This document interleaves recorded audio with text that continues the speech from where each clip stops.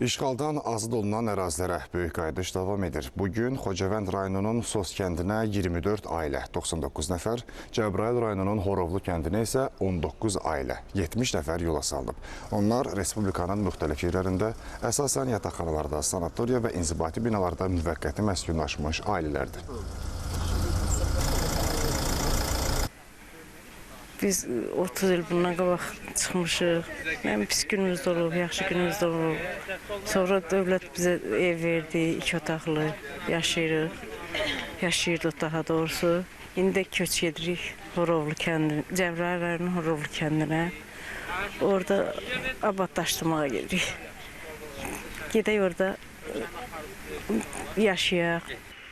Həsrəti çox çəkdik, 32 il. İndi şükür Allaha ki, öz dədə-baba torpaqlarımıza qayıdırım. Çox şadam. Allah şəhidlərimizə rəhmət eləsin. Qazilərimizə can sağlığı versin.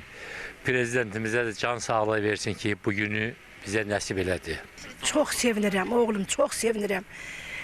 Niyə? 37 yaşında çıxdım oradan. Allah şəhidlərimizə rəhmət eləsin, qazilərimizə kömək olsun. Bir də itkinlərimizin qapısı açılsın. Qayıtdıq öz elimizə, obamıza 32 ildən sonra öz kəndimizə qayıdıq. Allah şəhidlərimizə rəhmət eləsin, qazilərimizə can sağlığı, ordumuza Allah hamısının canı sağlasın, əskərdə olan bütün valideynə gözü aydın olsun, o gəlsin də sağ elinə. Cənab Prezidentimizə də ki, təşəkkür edirik ki, bu ayrılığın axırı son qoydu, öz elimizə, obamıza qayıdırıq.